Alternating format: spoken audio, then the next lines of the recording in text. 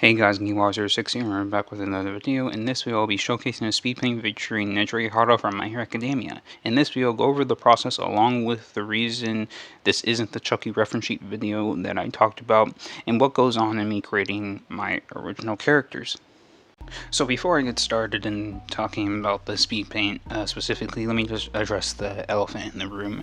And that elephant in the room is why this isn't the Chucky Slaughter reference sheet, as you guys saw in this visual showcase, and I talked about it in last week's video. So to put it simply, I checked my Google Drive where I keep all my art projects, my art files, all of that stuff, references, all that, and I didn't find the project file for the reference sheet, so I don't have it. And because I already deleted it off of my phone in which I originally did the Speedpaint, I can't showcase the process. I do have the images, and I briefly showcased part of that in last week's video, and I do have the project for the outfit designs, but to me that's a very minor part of creating the character, and it's more so establishing their physical features, establishing their hair, establishing their person, what you can see, their impression via their looks. The outfit is just one aspect of it, and without the actual character, it doesn't really have any real context. So to put it simply, I can't showcase the reference sheet, but I am thinking of doing a challenge video on Wednesday. I want to do an OC challenge that features Chucky in order to make up for the fact that this week you guys aren't seeing what you should have seen, and I apologize for that. So in terms of this specific Speedpaint, this is obviously Nejire Hado from Nejire Academia. This is not the first time I've drawn Nejire Hado, and this is not the first time I've showcased Nejire Hado on the channel. If it was either last year or in 2021, I did a drawing of Nejire Hado in her hero outfit, and I believe in that one it was shortly after I watched Kuma Bear, in which, by the way, there's a sequel to that. I haven't really talked about it much because I don't remember much from the original series, and it's hard to follow along with some of the old characters and some of the old aspects of the story when I don't remember everything that happened, because the gap between the first season and the second season is pretty big. But the last time I did a speed paint for Hado, I did the background in the style of the show. And before that, I drew Nejire Hado as part dog for someone else's Discord. So this time, I found a reference for the sketch. I may or may not showcase the sketch in this video. Actually, I don't think I will. So I had a reference for the initial sketch. So I basically just took the pose, and then I changed the shirt because I wanted to. I just wanted a gray shirt, honestly. I thought it would go well to have a desaturated shirt. So the main focus is Nejire's face and then her skin, which is more saturated in comparison.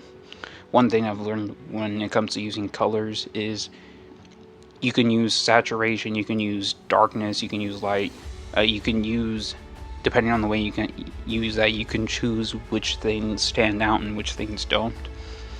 To me, at this point in my art career, it's become more of an instinctive thing.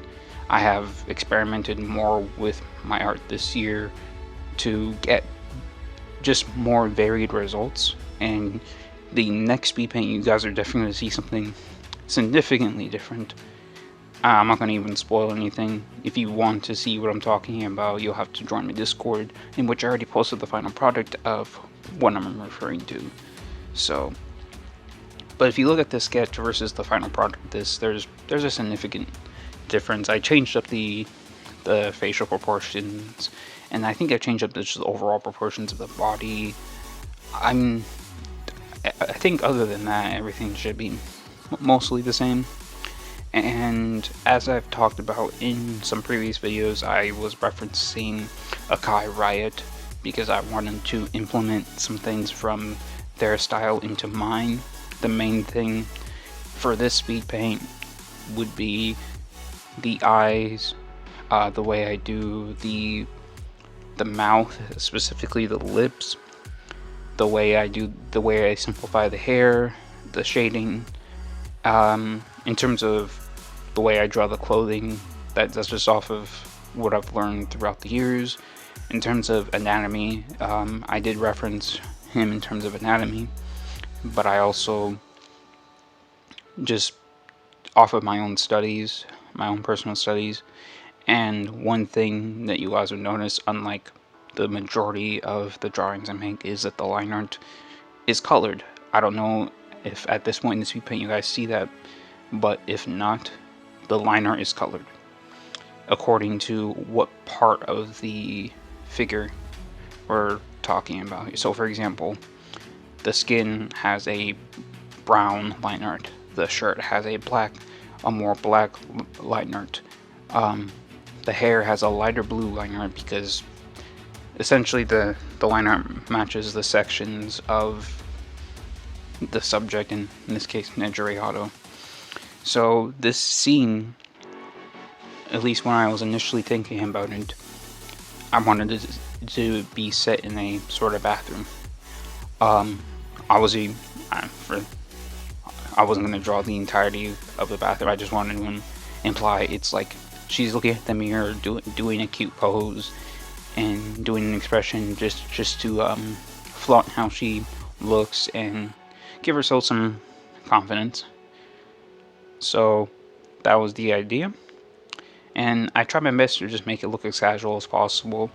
The reason the background is green, which you guys should know that, because before I continued doing the character, I completely finished the background. So the reason it's green is I wanted it to contrast with Hado. So obviously, if I made it a blue background, she can kind of blend into the background. So I needed it to stand out in a way. I think it's brighter color than Nejire's hair, and if it is, that was an intentional thing, because again, I want to make sure that the two things aren't blending in. Because obviously, if I used a similar blue to Nejire's hair, then her hair can blend into the background, and obviously with the line art and just the difference in colors, difference in saturations and lightness and darkness and all of that, I made sure to separate the elements.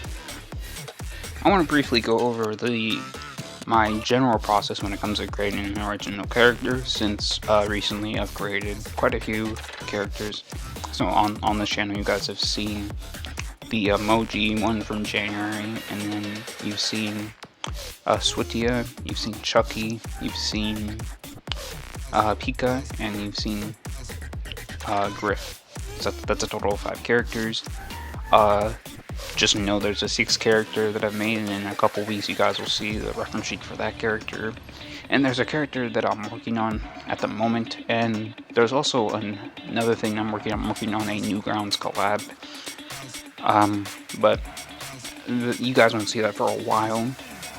So let's just talk about the process. So my old process is, one day I'd have a random thought in my head about a character. I have a fake idea.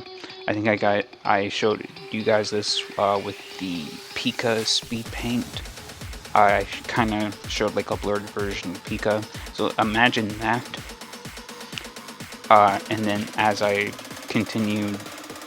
create the reference sheet, as I figure out what the body is going to look like, and then I draw out a sketch, figure out what the clothing is going to look like, and usually I leave the face for last. Sometimes the face might be the first thing I do, but usually I leave the face for last, do the clothing, do the body, all of that. Once I figure out the face, once I figure out the face, then I do the other view of the body, and then nowadays I do 3 expressions. I do one expression front view, I do one expression 3/4, and I do one expression of the side view, so you can get all the different perspectives of the character's face. I used to do side view, 3/4 view, and front view for my reference sheets, as you guys know, and I've talked about this before. So my new process is I'll still have the random thought, I'll still have a blurred thought. Then I create a project where I create the concept. I do concepts of the faces. Then I do a finalization of the face based off the concept sketches that I came up with. Then I do concepts for the outfit with silhouettes. The reason I use silhouette is it's just much quicker. And the silhouettes aren't set in stone. It's just so I have something to put clothing on. So I create a silhouette, I copy it. Then I have it as a template, so that I can copy as many times as I need to, create as many outfit variations as I need to. And then we get to the actual reference sheet.